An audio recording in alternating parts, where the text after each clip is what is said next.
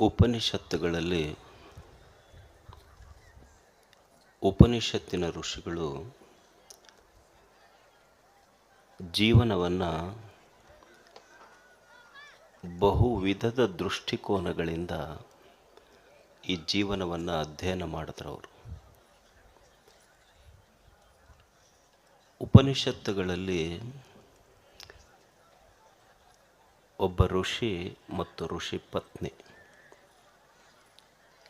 ಇಬ್ಬರೂ ಮೇಧಾವಿಗಳು, ದಾರ್ಶನಿಕರು. ಪತಿ ಪತ್ನಿ ಇಬ್ಬರು. ಪತ್ನಿಯ ಹೆಸರು ಮೈತ್ರೇಯಿ,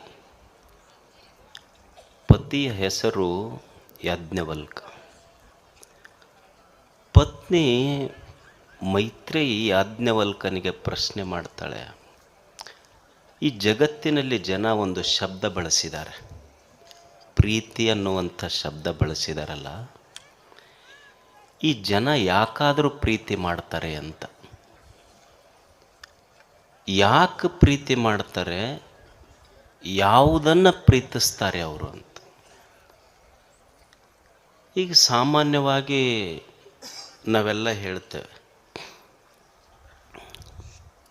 ಸತಿ ಪತಿಯನ್ನು ಪ್ರೀತಿಸ್ಬೋದು, ಪತಿ ಸತಿಯನ್ನು ಪ್ರೀತಿಸ್ಬೋದು, ಮನೆಯನ್ನು ಪ್ರೀತಿಸ್ಬೋದು, ಆಸ್ತಿಯನ್ನು ಪ್ರೀತಿಸ್ಬೋದು, ಕುರ್ಚಿಯನ್ನು ಪ್ರೀತಿಸ್ಬೋದು. ಒಂದು ಹುಡುಗ ಹುಡುಗಿಯನ್ನು ಪ್ರೀತಿಸ್ಬೋದು, ಹುಡುಗಿ ಹುಡುಗನನ್ನು ಪ್ರೀತಿಸ್ಬೋದು. ಪ್ರೀತಿಯ ನಾನಾ ರೂಪಗಳನ್ನು ನಾವು ನೋಡುತ್ತೇವೆ. ಮೈತ್ರಿಯ ಪ್ರಶ್ನೆಯನ್ನು, ಹೌದು ಖರೆ ಪ್ರೀತಿಸುವುದನ್ನು ನಾವು ನೋಡಿದ್ದೇವೆ, ಯಾಕೆ ಪ್ರೀತಿಸ್ತಾರೆ ಜನ? ಯಾಜ್ಞವಲ್ಕನ ಉತ್ತರ ಇಷ್ಟು ಚಂದ ಐತಲ್ಲ, ಆತ್ಮನಸ್ತು ಕಾಮಾಯ ಸರ್ವಂ ಪ್ರಿಯಂ ಭವತಿ.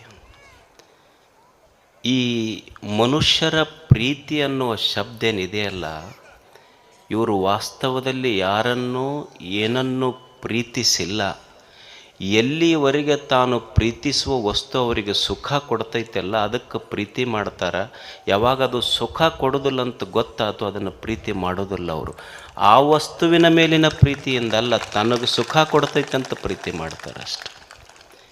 ತಾನು ಪ್ರೀತಿಸುವ ವಸ್ತು ಅದು ಸುಖ ಕೊಡೋದಿಲ್ಲ ಅಂತ ಗೊತ್ತಾಯ್ತು, ಅದನ್ನು ಪ್ರೀತಿ ಮಾಡೋದಿಲ್ಲ ಅವರು.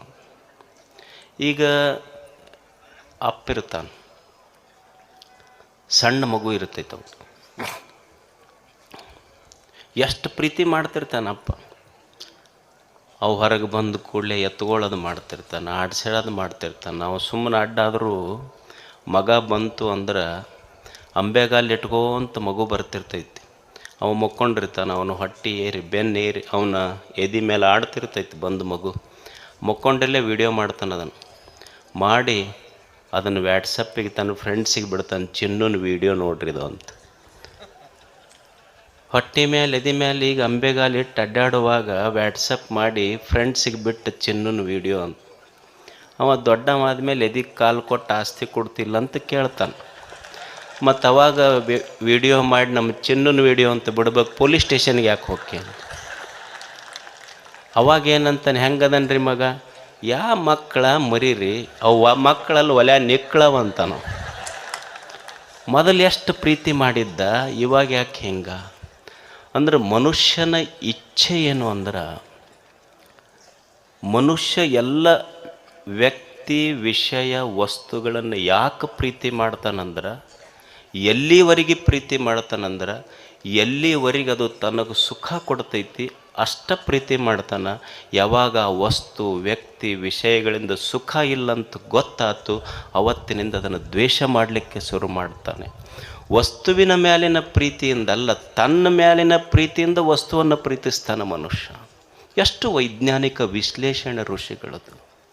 ಅಂದರೆ ನಮ್ಮ ಪ್ರೀತಿ ಪ್ರೇಮ ಅನ್ನೋದೇನಿದೆಯಲ್ಲ, ಇದು ವ್ಯಾವಹಾರಿಕ ಪ್ರೇಮ.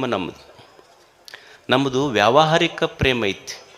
ಈಗೊಂದು ಗಿಡ ನಾನು ಪ್ರೇಮ ಮಾಡ್ತೀನಿ ಅಂದ್ರೆ, ಪ್ರೀತಿಸ್ತೀನಿ ಅಂದ್ರೆ, ಗಿಡಕ್ಕೆ ಎಲ್ಲಿವರೆಗೆ ನೀರು ಹಾಕ್ತೀನಿ ಅಂದ್ರೆ, ಹಣ್ಣು ಕೊಡ್ತಿತ್ತು ಅಂದ್ರೆ ನೀರು ಹಾಕ್ತೀನಿ, ಕೊಡಲಿಲ್ಲ ಅಂದ್ರೆ ಕಡಿತೀನಿ ಅಷ್ಟೆ. ಈಗೊಂದು ಆಕಳಿಗೆಲ್ಲ ಮೇವು ಹಾಕೋದು, ಹಸೆ ಹುಲ್ಲು ಹಾಕೋದು ಎಲ್ಲಿವರೆಗೆ ಮಾಡ್ತೀನಿ ಅಂದ್ರೆ, ಅದು ಹಾಲು ಕೊಡ್ತಿತ್ತಂದ್ರೆ ಮಾಡ್ತೀನಿ, ಇರಲಿಲ್ಲ ಅಂದ್ರೆ ಮಾಡೋದಿಲ್ಲ. ಇದು ವ್ಯಾವಹಾರಿಕ ಪ್ರೇಮ, ಗಿವ್ ಆ್ಯಂಡ್ ಟೇಕ್. ಅದು ಕೊಡ್ತಿತ್ತು ಅಂದ್ರೆ ನಾ ಮಾಡ್ತೀನಿ, ಅದು ಕೊಡೋದು ನಿಲ್ಲಿಸ್ತು ಅಂದ್ರೆ ಮುಗೀತು. ಆಕಳ ಹಾಲು ಕೊಡೋದು ಮುಗೀತು ಅಂದ್ರೆ ಯಾರ ಮನೆಗೆ ಕಳಿಸ್ಬೇಕು ಅವ್ರ ಮನೆಗೆ ಕಳಿಸ್ತೀನಿ. ಇದು ವ್ಯಾವಹಾರಿಕ ಪ್ರೇಮ. ಇನ್ನೊಂದು ವೈಷಯಿಕ ಪ್ರೇಮ. ವೈಷಯಿಕ ಪ್ರೇಮದಲ್ಲಿ ಏನಿರ್ತದೆ ಅಂದ್ರೆ ಅಂದ ಆಕರ್ಷಣೆ ಇರ್ತದೆ. ಒಂದು ಹುಡುಗ ಒಂದು ಹುಡುಗಿಯನ್ನು ನೋಡೋದು ಕೂಡಲೇ love at first sight, divorce at first fight. ನೋಡೋದು ಕೂಡಲೇ ಆಕರ್ಷಣೆ ಆಗ್ತದೆ. ಅಲ್ಲ, ಮಜಾ ಏನು ಅಂದ್ರೆ, ಈಗ ಹುಡುಗರಿಗೆ ಕೇಳ್ರಿ ಅವ್ರು ಏನು ಹೇಳ್ತಾರೆ, ಯಾಕೋ ತಮ್ಮ ಹಿಂಗೆ ಯಾಕೆ ಆತು ನಿಂದು, ಭಾಳ ಚಲೋ ಇದ್ದಲ್ಲ ಮೊದಲು, ಏನು ಮಾಡಿದ್ರಿ, ಲವ್ ಈಸ್ ಬ್ಲೈಂಡ್ ಅಂತ. ಅಲ್ಲ, ಕಣ್ಣು ಕೂಡೇ ಪ್ರೇಮ ಆಗೈತಿ, ಹೇಳೋದು ಮಾತ್ರ ಲವ್ ಈಸ್ ಬ್ಲೈಂಡ್ ಅಂತಾನೆ. ಅಲ್ಲ, ಕಣ್ಣು ಕೂಡಿದ ಮೇಲೆ ಪ್ರೀತಿ ಆದಮೇಲೆ how it becomes blind, how it is blind. ಯಾಕೆ ವೈಷಯಿಕ ಪ್ರೇಮ ಕುರುಡಾತು ಅಂದ್ರೆ, ನೀವು ನೋಡ್ರಿ, ಆ ಹುಡುಗ ಹುಡುಗಿಯನ್ನು ನೀವು ಕೇಳ್ರಿ, ಹುಡುಗ ಹುಡುಗಿಯನ್ನು ಪ್ರೀತಿಸ್ತೈತಿ, ಹುಡುಗಿ ಹುಡುಗನ್ನ ಪ್ರೀತಿಸ್ತಿರ್ತೈತಿ. ಯಾಕೆ ಲವ್ ಈಸ್ ಬ್ಲೈಂಡ್ ಅಂದರು ಅಂದ್ರೆ, ಈ ಭೌತಿಕ ಕಣ್ಣಿರ್ತದೆ, ಆದರೆ ಅದಕ್ಕೆ ವಿವೇಕದ ಕಣ್ಣಿರುವುದಿಲ್ಲ. ಈ ಮುಂದೆ ಏನು ಅನಾಹುತ ಆಗ್ತೈತಿ ಅನ್ನೋ ಪರಿಜ್ಞಾನ ಇರೋದಿಲ್ಲ ಮಕ್ಕಳಿಗೆ. ಪೊಲೀಸ್ ಸ್ಟೇಷನ್ನಾಗ ಕರ್ಕೊಂಡು ಹೋಗ್ತಾರೆ, ಹೋಗಿ ನಾವು ಪ್ರೀತಿಸ್ತೀವಿ, ನಮಗೆ ನಾವಲ್ರಿ, ನಮ್ಮದು ಏಜ್ ಆಗಿದೆ, ಲೀಗಲಿ ನಾವು ಕರೆಕ್ಟ್ ಅದೀವಿ ಅಂತ ಹೋಗ್ತಾರೆ ಅವರು. ಹೋದಾಗ ಅವ್ರು ಹೇಳುವ ಮಾತೇನಂದ್ರೆ, ಹುಡುಗೇನಂತಾನ ಹುಡುಗೇನಂತಾಳಂದ್ರೆ, ಇಲ್ಲ ನಮಗೆ ಬಿಟ್ಟಿರೋಕ್ಕಾಗೋದಿಲ್ಲ ಒಬ್ರಿಗೊಬ್ಬರು, ಎ ಮೇರಾ ಪಹಿಲಾ ಪ್ಯಾರ್ ಹೈ ಅಂತ. ಕೇಳಿರಿಲ್ಲ ಇದನ್ನು, ಎ ಮೇರಾ ಪಹಿಲಾ ಪ್ಯಾರ್ ಹೈ ಅಂತ. ಅಲ್ಲ, ಇದು ನನ್ನ ಮೊದಲ ಪ್ರೇಮ. ಆಶ್ಚರ್ಯ ಏನು ಅಂದ್ರೆ, ನಿನ್ನನ್ನು 9 ತಿಂಗಳ ಹೊತ್ತು, 9 ತಿಂಗಳಾದ ಮೇಲೆ ಹೆತ್ತು, ನೀನು ಅಳುವಾಗ ಹೃದಯ ಕಿತ್ತಿ ಬಂದಂಗಾಗಿ ಭೂಮಿಗೆ ಬಿದ್ದ ತಕ್ಷಣ ನಿನ್ನ ಕಣ್ಣಾಗ ಕಣ್ಣಿಟ್ಟು ನೋಡಿದ ತಾಯಿಯ ಮೊದಲ ಪ್ರೇಮ, ಅದು ಮೊದಲ ಪ್ರೇಮ ಆಗಿರಲಿಲ್ಲೇನು ಅಂತ, ಅದು ಗೊತ್ತು ಮಾಡಿ ಕೊಟ್ಟಿಲ್ಲ ನಿನಗೆ. ಯಾರೋ ಹೇಳಿದ್ರು ಮಗನ ಮುಖ ನೋಡಬೇಡಂತ, ಅಪ್ಪ ಪಂಚಾಂಗ ತೆಗಿಸಿ ನನ್ನ ಮಗನ ಮುಖ ನೋಡಬೇಕು, ನನ್ನ ಮಗಳ ಮುಖ ನೋಡ್ಬೇಕಂತ 100 ಮಂದಿ ಜ್ಯೋತಿಷಿಗಳಿಗೆ ಕೇಳಿ ಪಂಚಾಂಗ ನೋಡಿ ನಿನ್ನ ಮುಖ ನೋಡಕ್ಕೆ ಬಂದಿದ್ನಲ್ಲ, ಅದು ಮೊದಲ ಪ್ರೇಮ ಆಗಿರಲಿಲ್ಲೇನು. ಅಂದರೆ ಈ ಪ್ರೇಮದ ಕಣ್ಣು ಯಾಕೆ ಬ್ಲೈಂಡ್ ಅಂದ್ರೆ, ನಮಗೆ ತಾಯಿಯ ಮೊದಲ ನೋಟ, ಅಪ್ಪನ ಮೊದಲ ನೋಟ ಗೊತ್ತಾಗಲಿಲ್ಲ. ತಾಯಿಯ ಕಣ್ಣೀರು ಸಹಿತ ಪೊಲೀಸ್ ಸ್ಟೇಷನ್ನೊಳಗೆ ನಿಂತಾಗ ತಾಯಿಯ ಕಣ್ಣೀರಿನ ನೆನಪು ಬರಲಿಲ್ಲ, ತಂದೆಯ ಅಪಮಾನದ ನೆನಪು ಬರಲಿಲ್ಲಲ್ಲ, ಅದಕ್ಕೆ ಲವ್ ಈಸ್ ಬ್ಲೈಂಡ್ ಅಂದ್ರೆ. ಅದಕ್ಕೆ ನಾವೇನು ಹೇಳ್ತೇವೆ, he or she has fallen in love ಅಂತ, ಪ್ರೇಮದೊಳಗೆ ಬಿದ್ದಾರ ಅಂತಾರೆ. ಶಬ್ದ ಬಳಸ್ಯಾರಿಲ್ಲ ಇದನ್ನು, ಪ್ರೇಮದೊಳಗೆ ಬಿದ್ದಾರ ಅಂತಾರೆ. ಬೀಳಿಸುವುದು ಪ್ರೇಮ ಅಲ್ಲ. We should never fall in love, we should rise in love. ನಿನ್ನನ್ನು ಬೀಳಿಸುವುದು ಪ್ರೇಮ ಆಗೋದಿಲ್ಲ, ನಿನ್ನ ಸುತ್ತ ಇದ್ದವರನ್ನು ಎದ್ದು ನಿಲ್ಲಿಸುವುದು ನಿಜವಾದ ಪ್ರೇಮ ಆಗ್ತದೆ. ಈ ಪ್ರೇಮಕ್ಕೆ ಸಹಜ ಪ್ರೇಮ ಅಂತ ಕರೀತಾರೆ. ಒಂದು ವ್ಯಾವಹಾರಿಕ ಪ್ರೇಮ, ಎರಡನೇದ್ದು ವೈಷಯಿಕ ಪ್ರೇಮ, ಮೂರನೇದ್ದು ಸಹಜ ಪ್ರೇಮ. ಇದು ವೈಷಯಿಕ ಪ್ರೇಮ ಅಷ್ಟೇ. ಈ ವೈಷಯಿಕ ಪ್ರೇಮದೊಳಗೆ ಏನಿರ್ತೈತಿ ಅಂದ್ರೆ, ವಿಷಯಗಳ ಆಕರ್ಷಣೆ ಇರ್ತೈತಿ. ಅಲ್ಲಿ ತಂದೆ ತಾಯಿ ಅವ್ರು ಭಾಳ ನೆನಪು ಬರೋದಿಲ್ಲ. ಇದು ಅವ್ವ ಇಲ್ಲೇ ಕುಂತಿರ್ತೈತಿ ಊರಾಗ, ಜಗಲಿ ಮುಂದೆ ಕುಂತು ನಮ್ಮ ಮಗನವ ಬೆಂಗಳೂರಾಗ ಓದ್ತಿರ್ತಾನೆ. ನನ್ನ ಮಗನ ಕ್ಯಾಂಪಸ್ ಸೆಲೆಕ್ಷನ್ ಆಗಿರ್ಬೇಕು, ನನ್ನ ಮಗನ ಕ್ಯಾಂಪಸ್ ಸೆಲೆಕ್ಷನ್ ಆಗ್ಬೇಕಂತ ಇದು ದೇವ್ರ ಪೂಜೆ ಮಾಡ್ತಿರ್ತೈತಿ. ಅವ ಒಂದು ದಿವ್ಸ ತಂದು ಓದೋದು ಮುಗಿಸಿ ಬರಾಗ ಒಂದು ಹುಡುಗಿನ ಕರ್ಕೊಂಬಂದವ. ಅವು ಕೇಳಿದ್ಲು, ಇದು ಯಾರು, ಇದು ಕ್ಯಾಂಪಸ್ ಸೆಲೆಕ್ಷನ್ ಅಂತ ಹೇಳ್ದವ ಅಷ್ಟೆ. ಅಂದ್ರೆ ಈ ವೈಷಯಿಕ ಪ್ರೇಮದೊಳಗೆ ವಿಷಯಗಳ ಆಕರ್ಷಣೆ ಐತಿ. ಆದರೆ ಸಹಜ ಪ್ರೇಮ ಏನಿದೆ ಅಲ್ಲ, ಅಲ್ಲಿ ವ್ಯವಹಾರದ ಲಾಭ ದೃಷ್ಟಿ ಇಲ್ಲ, ವೈಷಯಿಕ ಪ್ರೇಮದ ಅಂದ ಆಕರ್ಷಣೆಗಳಿಲ್ಲ. ಅಲ್ಲಿರುವುದು ಬರೀ ಶುದ್ಧ ಪ್ರೇಮ, ಸಹಜ ಪ್ರೇಮ. ಇಂಥ ಸಹಜ ಪ್ರೇಮ ಯಾರ ಎದೆಯೊಳಗೆ ಇರ್ತೈತೆಲ್ಲ ಅವರಿಗೆ ಸಂತರು ಅಂತ ಕರೀತಾರೆ, ಶರಣರು ಅಂತ ಕರೀತಾರೆ. ಅವ್ರದ್ದು ಸುಮ್ಮನೆ ಸಹಜ ಪ್ರೇಮ. ಅಂಥ ಸಹಜ ಪ್ರೇಮ ಇಟ್ಟುಕೊಂಡು ನಾವು ಬದುಕಬೇಕಾಗ್ತದೆ ಜಗತ್ತಿನೊಳಗೆ. ಮಾಡುವ ಎಲ್ಲ ಕೆಲಸಗಳು, ಮಾಡುವ ಪ್ರೀತಿ ಅದು ಲಾಭದ ದೃಷ್ಟಿಯಿಂದ ಮಾಡಬಾರ್ದು. ಪ್ರೇಮಕ್ಕೆ ಲಾಭದ ಲೇಪ ಬಡಿಬಾರ್ದು, ಅದು ಮಲಿನ ಆಗ್ತದೆ.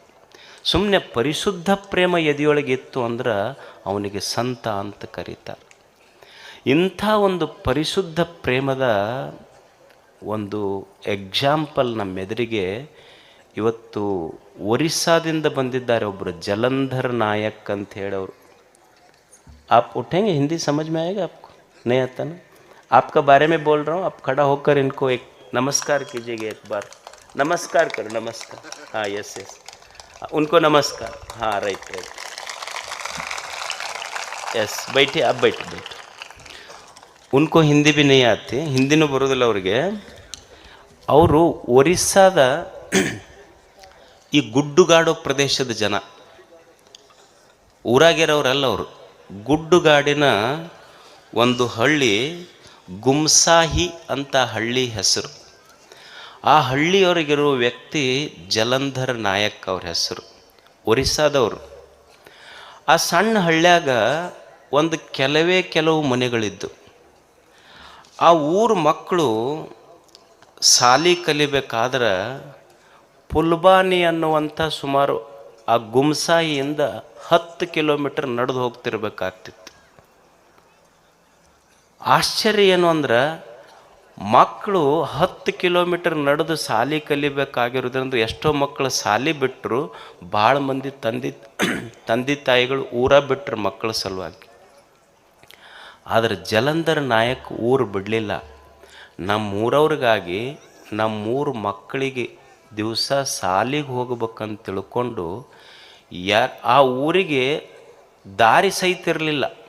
ಗುಡ್ಡುಗಾಡು ಪ್ರದೇಶದ ಗುಡ್ಡದಾಗ ಹೋಗ್ತಿರ್ಬೇಕಾತ 10 ಕಿಲೋಮೀಟರ್ ನಡ್ಕೊಂಡು 2 ವರ್ಷಗಳ ಕಾಲ ಪ್ರತಿನಿತ್ಯ 7-8 ತಾಸು ದಾರಿ ಮಾಡಿ 8 ಕಿಲೋಮೀಟರ್ ಒಬ್ಬನೇ ರಸ್ತೆ ಮಾಡಿದ್ದಾನೆ ಶಾಲೆಗೆ ಹೋಗ್ಲಿಕ್ಕೆ ಮಕ್ಕಳಿಗೆ.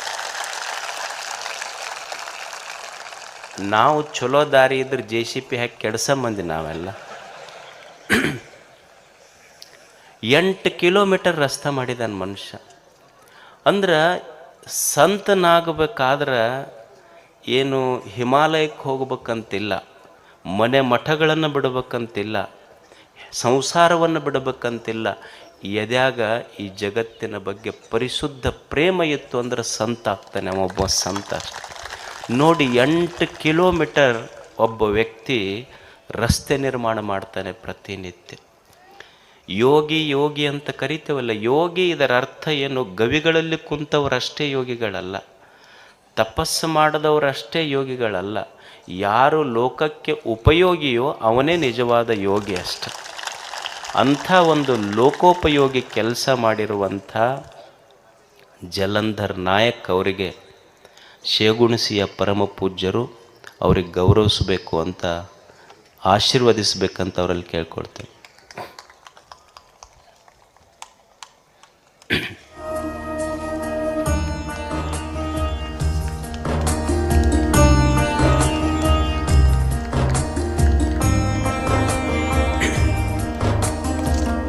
ಒಂದು ಚಪ್ಪಾಳೆ ತಟ್ರಮ್ಮ.